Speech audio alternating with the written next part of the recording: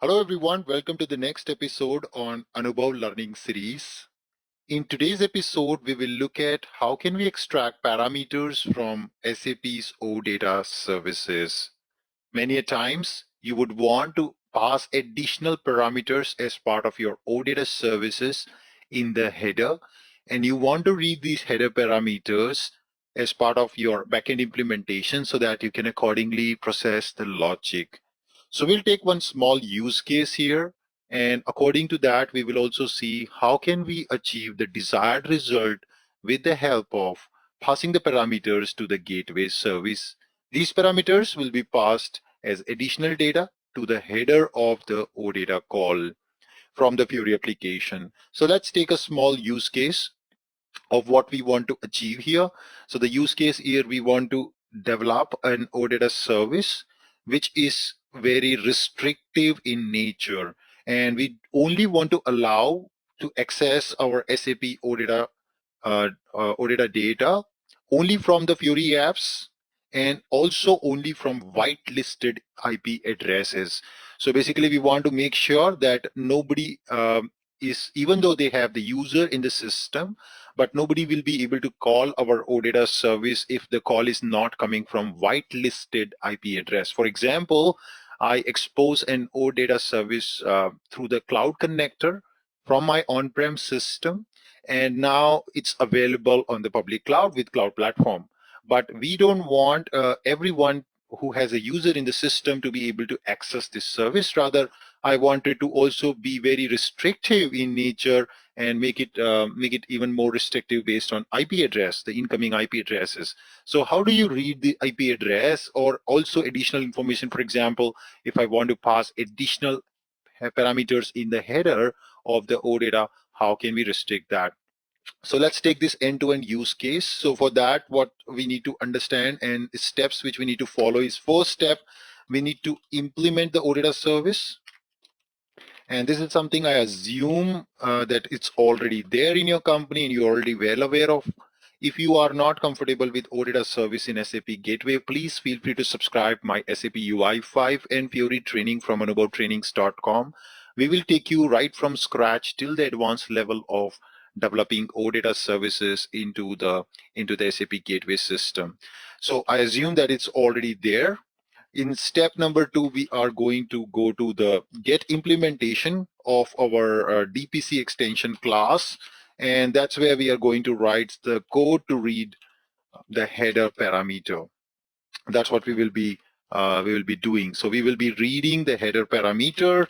This is the code which I will be showing you now, and then we will see explore these header parameters in the debug mode and check, is there any way we can extract the IP address of incoming call. And we will then also, step number 4, pass additional parameters from Postman and check if they are available. And finally, we will be creating a Fury application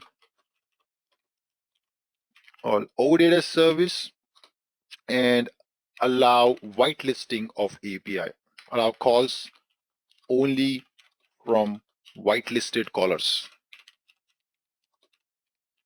So that is the code we want to achieve end to end. So let's go to the system and achieve this step by step. So step 1, I already have an OData service in our SAP S4 system.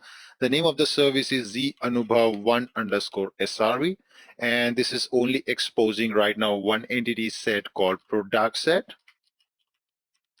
Those who have already subscribed my UI5 training from Anubhav Trainings, you are already well aware of this OData service, which we had built during our sessions, creating and exposing the EPM product data out in a get entity set method. So I'll straight away jump to that service in my browser, and we will just quickly launch that service over here. So let me just go to the server and say the Anubhav_1 product set $format JSON. So as long as I have a valid user in the system, I can go inside and I can access the data.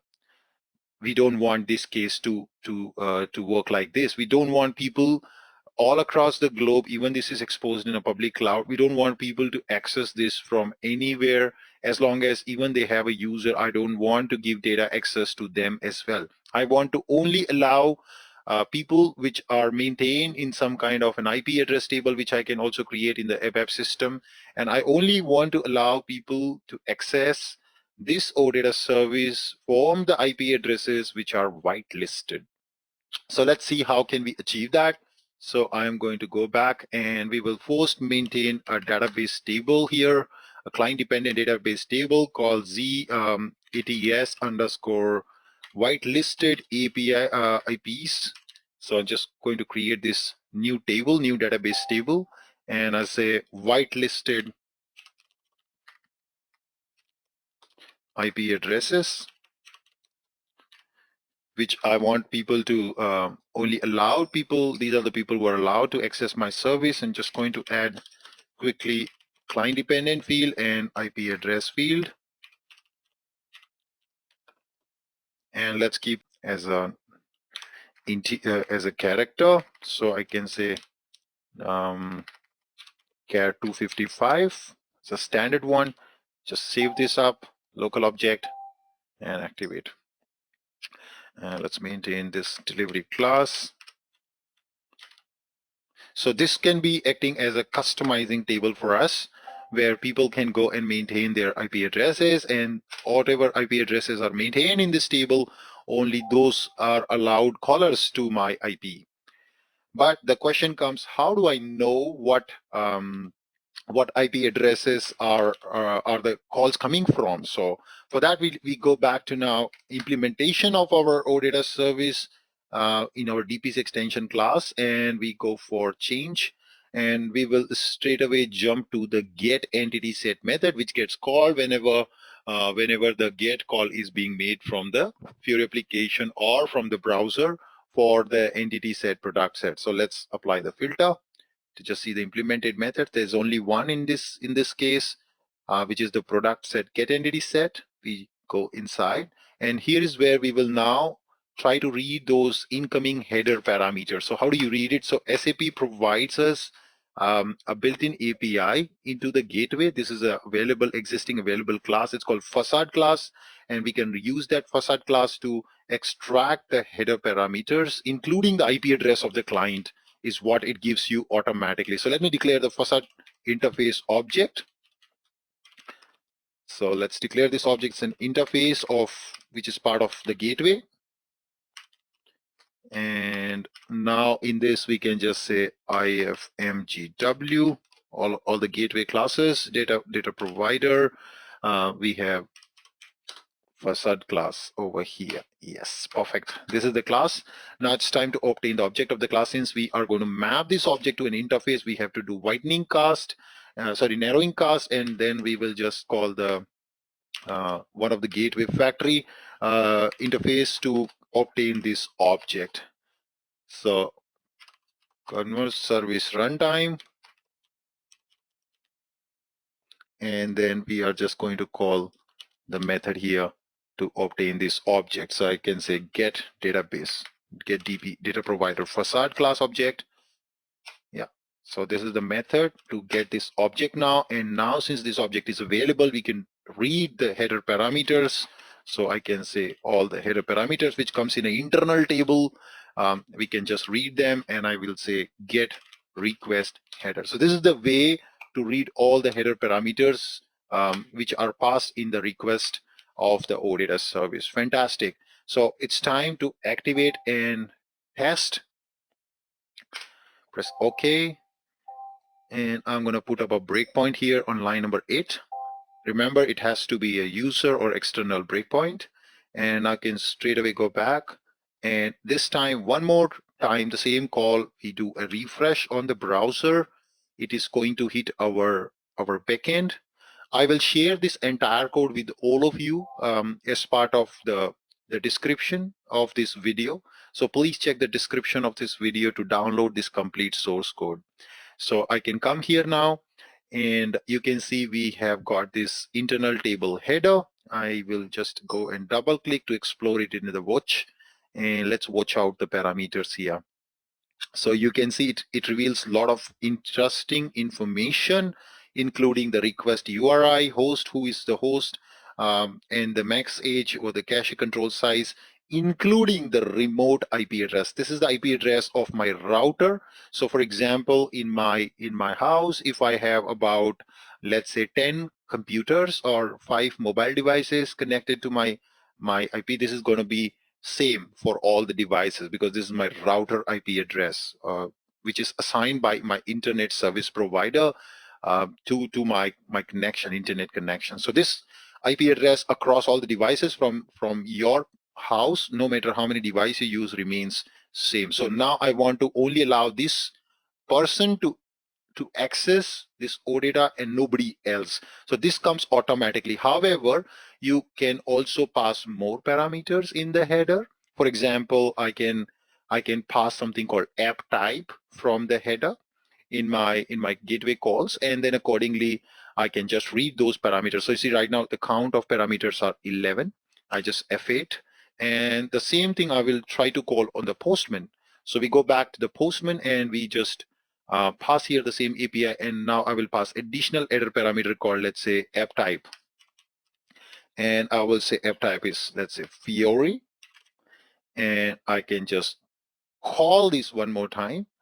And this time when the breakpoint hit, you will see this new customized parameter which I'm passing will also be available in the LT header over here. Very interesting technique to actually know in the backend what exactly coming from the front end side. So if you see now, the number of parameters are 12, and at the 5th position you've got your app type as Fiori. So this is something which you can do secretly behind the scene in your application programming code. Whether you're calling the OData from Java or .NET or Python or Node.js or from a Fiori app, you can make sure that you pass this parameter. If this parameter is not passed as the desired value, then you can terminate the call and inform the user that you are kind of expecting something special. And of course, you can also use this remote address parameter to obtain the IP address and then cross-check in our table. So we're going to use these two things now and implement our app security in the OData side. So let's come back. Let's read the first parameter, read table, LT header into inline data declaration, ls header with key, and the key is name value pair it is. So name, and please read me the app type. So just check app type here. And if the app type is found, yes, it's found. If it is not found, what to do? If it is found, what to do? If it is found, then of course check if the app type value has to be Fiori. So app type value has to be Fiori. If this is not Fiori, I am going to throw an exception. So this is something which we will be doing now. So raise exception type /IWBEP. CX business exception is what we're going to throw, not EPM. Let's check the gateway exception class name in the signature. And it's this one, MGW gateway exception. So let's put the class name here as part of the signature. And now let's generate this. So I'm going to throw directly a message out from direct message. Here you can hard code. This is not a good practice. You should put proper message classes so that your messages can be translated into different languages. I'm just doing it for the sake of understanding and showcase you that what will happen if user don't pass the Fiori as a app type in the call. So in this case, the desired app type was missing. This is the error message we want to throw, anubhavtrainings.com. Yeah, so that's one thing. And if just in case, the parameter itself is missing, then we throw this. So now you say desired app type was missing, and in this case, desired app type parameter was missing. So if the parameter itself was not passed, then we can say parameter is missing. So these are two exceptions. Now, additionally, we also now check for the incoming IP address. So that's something, our next parameter, which is remote address. We can check this. And once, of course, this will always exist. And we can also have now the check the value for this directly and say what is the value if this value is available. If it is not equals to blank, of course, there is something incoming. And if the value is blank, of course, then of course you throw this. So something went wrong, internal error in OData call. This is what I want to return. And in case if this is not initial, then we are going to fire a select single X into LV exist, where from our database table which we just created, ZATS underscore whitelisted IPs. Yeah, that's our table where IP is equals to the value. So just cross check if the past IP is matching with one of the IP address maintained in our table. If not, then we are definitely going to throw an error to the user. So it's IP address column. So we just put that. So that's how you can add additional extra security code in the ABAP. This entire source code is available in the description of this video. Please go ahead and check the link out there, and you can download this complete source code to implement the similar security over there. So LV exist, if it is equals to not equals to X, then we have really a problem. This IP is not maintained. So now I will say the caller is not allowed to consume the OData. Invalid caller, or I can say your IP request is not permitted to access my data. All right. So that's it. Now we have all the handling done completely over here. That's a complete security, additional security for whitelisting of IP addresses. Oops, it has an error. Let's go and check. And ls header was already declared. Yes, I know. Perfect. Thank you. I'm just going to remove this part here and try to activate this one more time. Again, there's an error. Let's check it out. Okay, escaping of host variable, quite important with new ABAP SQL syntax. Yes, and now it's time to activate. Fantastic, it got activated. It's time to debug now. So I'm going to go back and let's use the Postman one more time. So I'm going to first pass an invalid app type. I don't even pass the app type. And maybe we don't need a debugging actually, really not needed. Not really necessary. You can directly go ahead and test it. So last time you see it was giving me a response, but now we have a complete security code in place, which is going to take care of the security, additional security, the app type, and the IP address whitelisting. So I'm going to go send, and let's see what response is. Yes, the desired app type parameter is missing. So now I'm going to pass app type, and I will pass some value, let's say Fiori. Now, if you carefully observe, the Fiori F is passed as a small letter. And of course, this is not something desired one. So it will give me a different error. Okay, I just have to, it's allowing now. I think it's comparing properly with this Fiori value. I don't know. It's not case sensitive, but it's expecting and it's getting it. Your IP request is not permitted. So I think it passed over here and it moved to this one. The IP address is not permitted. So the IP address which we have is not maintained now as part of the table. Hence, as a result, you see you're getting this error of IP address issue. So let's go to the database table and maintain this IP address which I have. Now for that, I need to again debug and check my IP. What you can also do is you can check your IP address directly by going to one of the website. It's called Cloudflare. .com/common gateway interface hyphen CDN/CGI/trace. Just call this guy and this will tell you your IP address. So this is my IP address of my current router. of ISP which I'm using, and I can copy, go back, and just go to the database table which we created. So it's here, and we will maintain my IP address in here so that I'm allowed to access this. So you can just go ahead and give permissions actually in this table, maintaining all the IP addresses which you really care about, which you really need to make sure allowing a permission. So we'll just maintain that, and now see it's saved. So I have whitelisted my IP address to be able to access the gateway now, gateway service, this particular gateway resource. So let's come back again from the Postman and fire a send.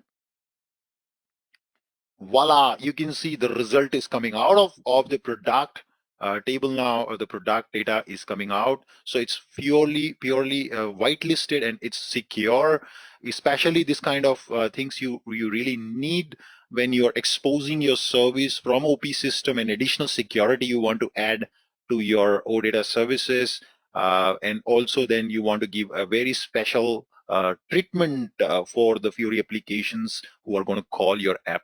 So it's time to move and create our Fiori application over here in the system, and see how can we pass this parameter over the Fiori app to this OData call. So I switch to my WebID tool. So let's go back to WebIDE, and now let's quickly create a project from template of type SAP UI5 application, and we just name this project as Z whitelist test, and namespace is ETS. Next, let's create a view, main view, and finish. And now it's time to quickly go ahead and add our connection, the OData connection, and create a data model. So we switch to the manifest JSON, and here we are quickly going to add our data source.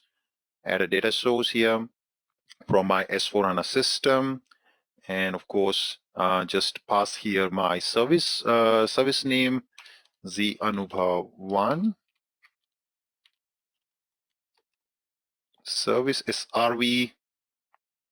Next, finish. So that's my OData model, OData source created, and now it's time to create a model. We are going to create a default model as a OData. So those who are very much new to this area, don't worry. You can subscribe my SAP UI5 and Fiori training to get complete hand-holding on entire SAP UI5 and Fiori development. The course is very much designed for an ABAP developer who has no idea about HTML, CSS, and JavaScript. We'll cover all of that as part of our UI5 course. So now I just save this, model is ready. It's time to go to the controller and initiate the call. Now, interestingly, if you come back and just try to implement a method and maybe a button here, first of all, to tell the user to call this. So I'm just going to create a button, and I'll say the text of this button is load data from SAP system. And then whenever user press, we can say on load. And now let's implement this on load out here in this controller. So in the step one, we get the object of OData model. In step two, we are going to make the get call to read data. And in step three, of course, we will just display this data in a list control. Step by step, line by line, no copy paste of code. Fantastic. Let's come back and now just access the OData model. First of all, I'm going to zoom a little bit. This code will also be available in the description of the video. You can download it completely. OData model equals to new. Oh, it's already there. This dot get view dot get model, that is already set as a default model. We get the model object OData model dot read, and we're going to read product set data. And of course, when we read this data, we're going to get the success callback function, because it's non-blocking input output with asynchronous IO, that's how JavaScript is. So just error callback, and just in case of error, we're going to get the error objects over here. And in case of success, we're going to get the data over here, the data.results. So I'm just going to console.log the data.results. And if in this case, when the error comes, I'm going to console.log the error. So we can always go and check the console, what went wrong, just in case if something is not right.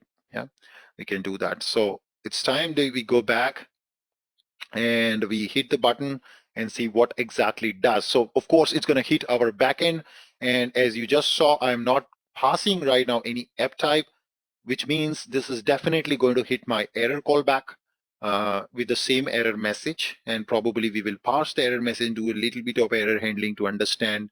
I'm going to put also debugger to understand how can we show this error message to the final end user.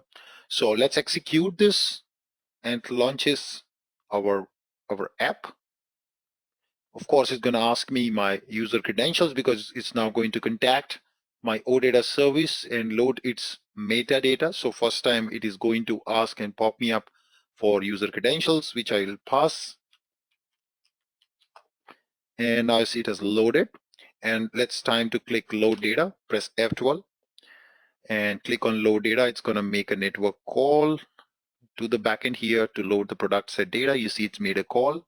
And as expected, yes, it comes to the error callback because there's an exception which has been thrown, and I can take this error callback and check here, and you would definitely somewhere find the information about the response which says desired app type parameter is missing. Awesome.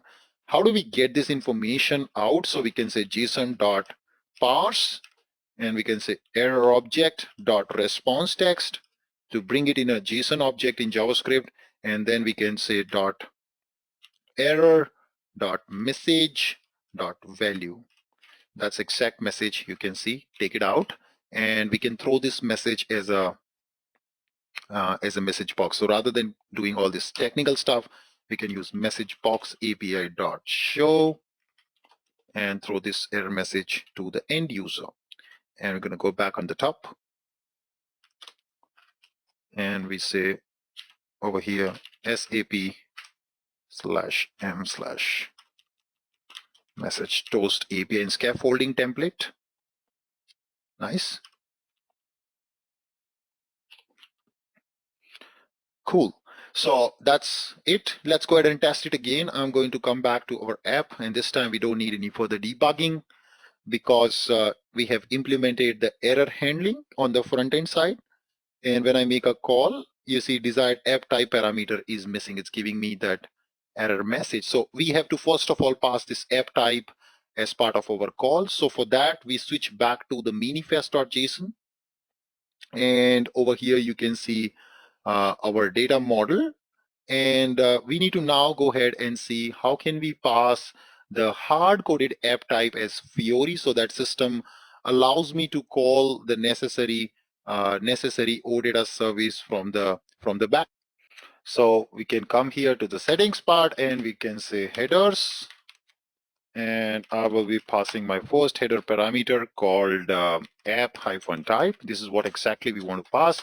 And it has to be Fiori. So next time, whenever there's any get call being made or any post call being made from my Fiori application, this parameter will be passed in the header. We can just go ahead and cross-check now. Just reload the application and observe the network call which system is sending. I will also go back and set up a breakpoint on our backend to just see if this app type parameter is reaching right to the backend or not. I can press F12 here on the front end side, go to the network tab, and let's see what happens. So click on load data, and you can see the call which is being made, and in the request header, app type is now being sent to the backend system. Fantastic. At the same time, on the backend side, let's check this received parameters. And now, voila, you see the app type is received, which means both of them are binding to the same contract. They both are communicating pretty well. and as a result, it goes inside. It checks if the value is it's not equal to Fury, then it's going to throw exception. Otherwise, it proceeds. So it proceeds further. Fantastic. So this game is clear now. And moving next, it checks the IP address now. So IP address hosting is being done. So let's see the IP address value. We already remember maintained it. So this is going to return me. Let's check what is the IP address it has got here in this value parameter. So I can now go back and check LT header. Okay, so you see in this case, when from the Fury it's being called, the IP address is not even passed. So from the Fury app, you see when it's being called, system does not pass the IP address. However, I have got something called origin, which says my local host 51777. That's basically where my web IDE port is running. But in this case now, you see the IP address is kind of not passed. So which is okay. We can include that as well. So when the Fury app is calling the OData, you see you're getting a lot of another set of parameters, which is quite sometimes very, very helpful, because especially this one origin parameter is going to give you who's the caller URL to your app. Yeah. So this is very, very helpful. So what I can do now is inject that parameter, which was this one, the parameter remote address. We can inject it manually in our OData call in a second. I'll show you from the Fury how can we do that and pass our IP address. But now, of course, it will give me this error, and I just execute. You see, your IP address, which was requested, is not permitted. That's the error you get it, which is good. It's working. It's doing the security what we really wanted to make sure an additional security in our app. So now it's time to also pass that parameter over here. I'm just going to right now maintain this as a blank value. Okay, just maintain it as a blank value. And later on, we will just set this value at runtime when it comes to calling it. So what I do is in the main controller, I will put first of all an init method to obtain the IP address the moment my application starts. So here is where we're going to make an AJAX call to obtain the IP address from the Cloudflare, right? So I'm going to go back to this Cloudflare trace and put that over here, comma callback function with return of data, and this data is what we get in, of course, in the JSON format. So now this data is what we receive in the JSON format, and we're gonna extract out our IP from this. So I can say data.json, and this value I can store in a global variable.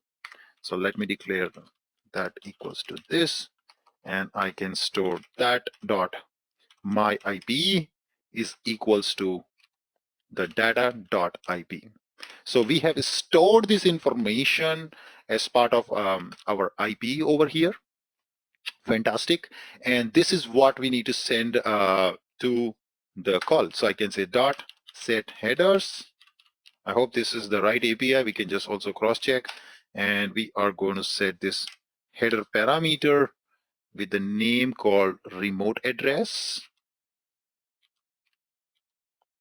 to this dot my IP global variable.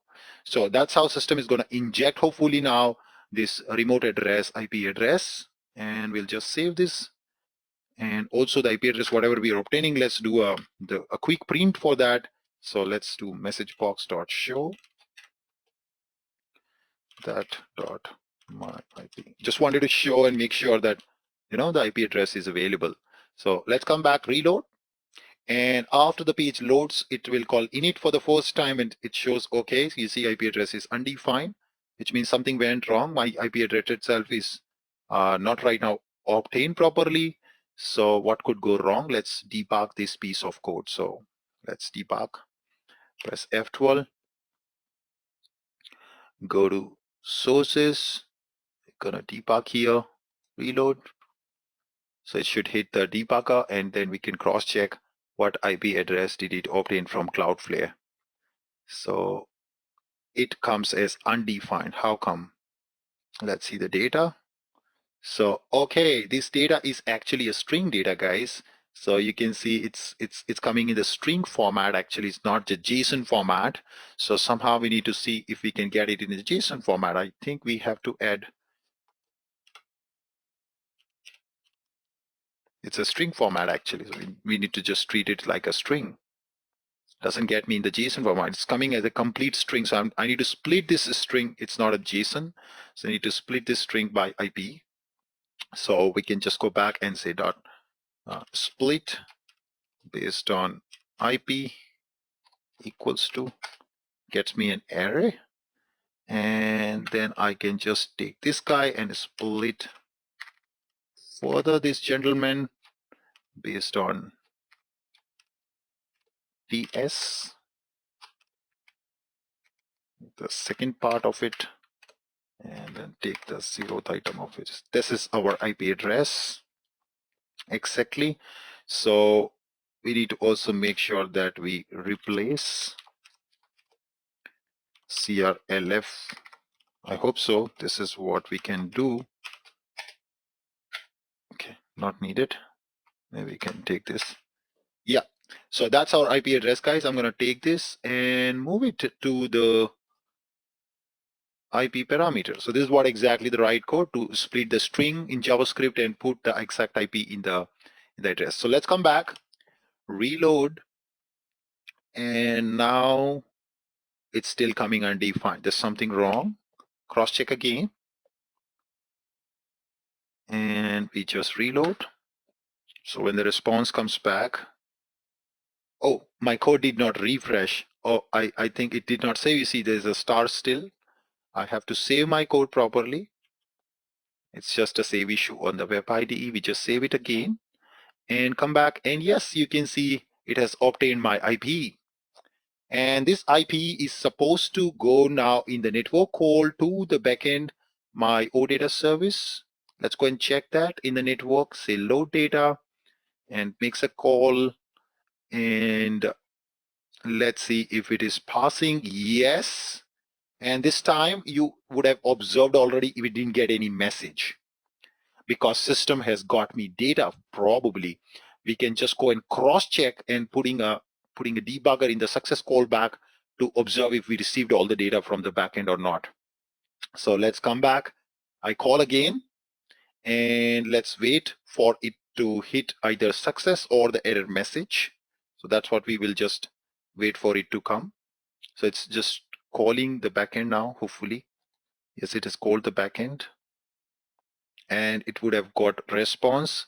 Yes, you see it has got the response and this time it seems to be an error. There's an error coming actually. Now that error, I think presumably could be the IP address which is passed is with an enter key. So we need to replace that enter key which is being passed. Maybe I can also set up a breakpoint and cross check here if it's hitting our backend method or not. So I think there was an enter in the IP address. That enter is causing an issue. So let's give a try. Probably that enter is causing the big issue for us. There was an enter in the IP address actually. So it has got the IP address and I call and it has made a call already, but as expected, the response comes with an error. Oh, it's coming here. Good. Let's check. Desired app type is not passed. It's now saying desired app type parameter is not passed. Okay. This is because now, due to the dynamic setting of header, my app type is gone from the system actually. So we have to also pass app type as Fiori. See, app type is missing. So come back. Let's also pass app type from here. So that could be a side effect of dynamically setting the parameter here. So be careful with this. You have to also pass your app type. In this case, you don't have to pass the app type there in the manifest. You can ignore that. Just save this, come back, reload. So these errors may come anytime when you develop. You got to be a little bit cautious with those lines of code, and then accordingly, hopefully, everything will be fine. So come back, debugging, go to sources. We have hopefully a debugger in the success callback and error callback. We can check that. Load data. And now let's see. It has made a call already. Yes, breakpoint hits. It finds the app type parameter, and this is now okay. You see here, I again did a mistake. In the app type, I have passed the IP address by mistake. So it's giving the error, not desired app type. I'm really sorry. Have to pass here Fiori. Yes, exactly. And come back again, reload, multiple mistakes. Good for learning. Come to F12 again and fire the load data. We're going to debug the backend for sure to see whether the correct app type reaches to the backend as well as the correct IP address is reaching to the backend. Comes back again. Let's see the value. This time it's Fiori, so it's going to permit me further. And let's read the IP. It has hopefully got the IP address. Yes, it has a whitelisted IP. It allows further and F8. And voila, my callback success hits here with all the product results coming out. 133 products have been loaded. And it's real quick now to just bind this data and showcase this on a list control. I'm going to show that real quick. So let's go ahead and add a list control with an ID called my list. And we're going to do dynamic binding to this list control real quick. So let's take this list ID, go back to the success callback, and we're going to create already local variable. And we say that equals dot get view dot by ID. Pass the list ID, we get the list control object. And then we can just simply go ahead and dot bind aggregation of items, comma curly braces, you can say path slash product set, and then we can say template, and we can say new sap.m.display list item.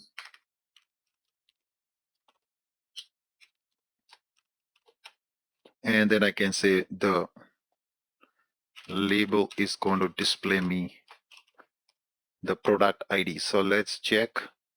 It's maybe I want to show the names.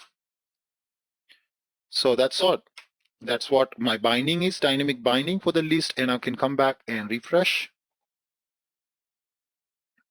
So everything well in sequence, it obtained the IP, and I say load data, and it will call my backend once again to just return the data, cross-check my security app type as well as the IP address over here, and it's going to return me all the data to the front end, and voila, you can see my list is flooded with the final data.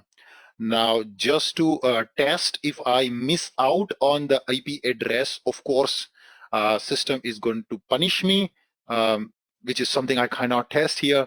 But let me just quickly go back and remove now this IP address mapping, which we are currently doing. I just comment it out and save my code again and just refresh. And let's try it now, because now I don't have an IP mapping, though IP address is obtained, but I remove the mapping.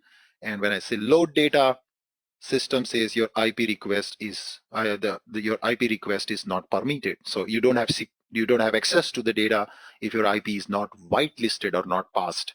So that's how we can implement additional security. I hope you enjoyed this tutorial. This was an ask since long time from many of you. Is there any possibility to add additional security? It's really vulnerable, especially when you are exposing this via the cloud connector to cloud platform, and then further on to consuming applications.